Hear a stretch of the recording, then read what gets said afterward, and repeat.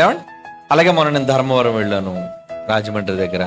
నిజంగా పిల్లలందరూ రీసెర్చ్ సెంటర్ని ఎంత పెద్దగా హాల్ కట్టారంటే అద్భుతంగా. మీరు ఎంత సుందరంగా కట్టారో వాళ్ళు కూడా అంత సుందరంగా కట్టారండి. దాన్ని కూడా ఓపెన్ చేయడానికి 29వ తేదీ నెల ఆఖరిలో వెళుతున్నాను.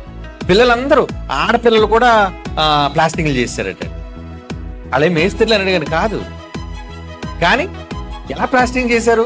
ఆ సున్నం కలిపినప్పుడు సున్నం మోసేసి చేతులు పొక్కుపోయినా ఏమైనా సరే కష్టాలు పడి ఆ సున్నం అంతా మోసేసి వాళ్ళకి ఇచ్చేయడం, ఇసుకని తెచ్చడం, పిక్కని తెచ్చేయడం అని కష్టం మేము చెయ్యాలి. ఎందుకంటే వాళ్ళంతా చదువుకునే పిల్లలు, కాలేజ్ చదువుకునే పిల్లలు, వాళ్ళ తల్లిదండ్రులు అందరూ కలిసి కట్టేశారండి దాన్ని.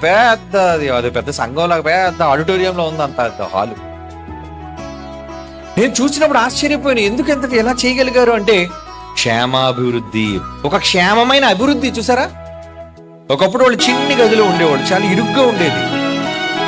ఆఖరికండి వాడు వాక్యం వినడానికి ఆదివారం లైవ్ పెట్టుకుంటే కూడుకోవడానికి వాళ్ళ ఇంట్లో ఖాళీ లేకపోతే బయటకు కూర్చుంటే వర్షం బోర్లు పడుతుంటే గొడుగు వేసుకుని కూర్చొని లైవ్ వినేవారట, ఆరాధన కూడుకునేవారట.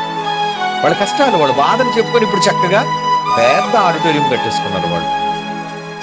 అంటే వాళ్ళందరూ ఒకరినొకరు ఆదరించుకోవటం వల్ల వాళ్ళకి ఎంత క్షేమం కలిగింది.